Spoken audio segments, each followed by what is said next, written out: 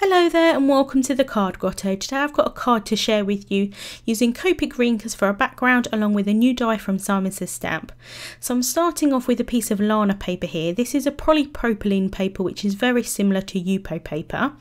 And I have some alcohol ink blending solution here and I'm just adding that onto the piece of paper. Just making sure that that's quite well saturated there, and then I'm going to go in with my Copic Reinkers. So this is the BV000 and this is my light colour, and I'm just going to add this all across the piece of paper here. I like to add the blending solution on first because I find that it makes the colours move a lot better.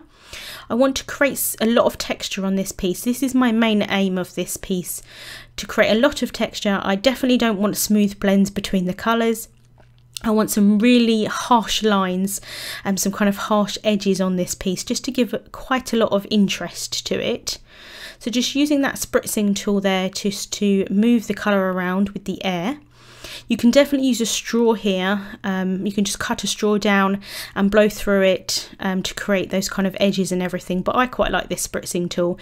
It's made for distress markers, but I find it works really well for these as well. So just spritzing that all around, getting some of those edges there. And then I'm going to go in with my darkest colour, and this is BV11. I'm just using the two colours here, but you could add tons of different colours if you wanted to. So I'm just adding drops of that there onto the paper, and then again I'm going to go in with my spritzing tool. And here is where I get a lot of those really kind of harsh edges, which I personally really like for this particular design of my card. So just adding that on, and I used the top half of this panel to start with and then realised that I want to add it across the whole panel. I'm actually going to cut this piece down and only use kind of half of it, but I quite like to create larger panels so that I can use them for different cards, and you'll be amazed how you can use tiny little pieces that is quite nice just for die cutting and things like that. So I like to save everything. So just using that spritzing tool just to get, like I said, lots of those harsh edges and move that ink around.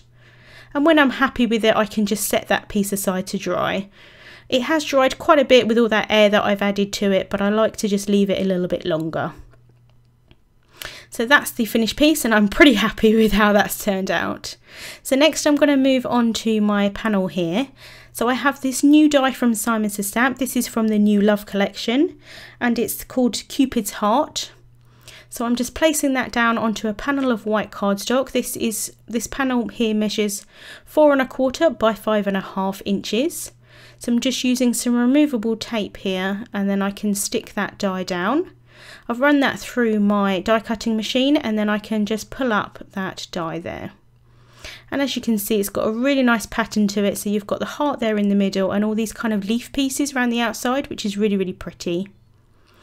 And for some reason I got a little mark on my piece of cardstock, so I'm just using an eraser here just to erase that out. There must have been something on my cutting mats. So just using the Spellbinders all-in-one tool here just to poke through all of those kind of leaf shaped pieces. I wish I could do that fast in real life. And then I find sometimes with new dies that you get a little bit of kind of the dye residue around the cutout pieces. So I'm just using the mono sand eraser here and just removing any of that excess there onto the panel. And here I'm going to work on the sentiment. So I've got the tiny type sentiment set from Clearly Besotted, and I've got a strip of black cardstock, and I'm just using an anti-static powder tool onto that. And then I can stamp out my sentiment using Versamark ink, and I'm using the sentiment that says Happy Anniversary.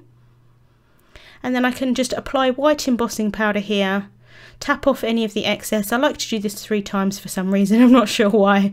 Using a coffee filter there just to grab hold of the excess, and then I can just remove any little stray bits of embossing powder there before I heat set that with my heat gun. So just making sure that's completely melted.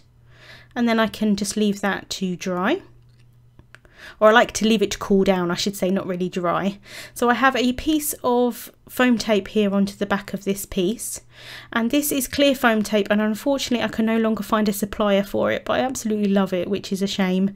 And then I've just added a little bit of glue onto this. Is kind of like liquid glue, and I'm just using that so that I have a little bit of extra wiggle room. I want to make sure that this piece is really straight onto the back here, so I like to use that sometimes just to kind of have a little bit of wiggle room.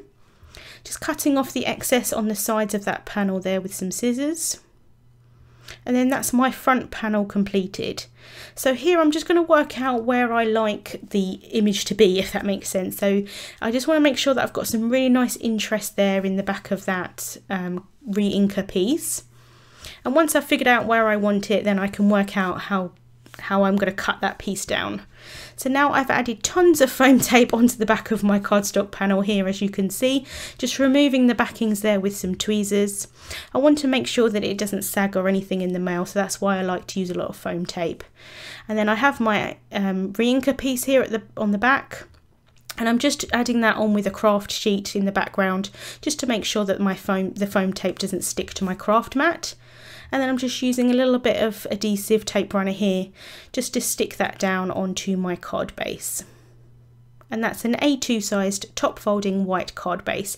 And that's the card finished for today. As you can see, it's a really clean and simple card, but I really like that added little background there with the Copic Reinkers. You could definitely use alcohol inks for this, but I particularly like these colours of the reinkers that I have in the Copic line, so that's why I use those. And as you can see, they work just as well as kind of alcohol inks. They are a little bit more expensive though, so I wouldn't waste too much of that ink. Thank you so much for watching. Links to the products will be in the description bar on YouTube and also over on my blog. Thank you so much for watching, and I'll see you soon.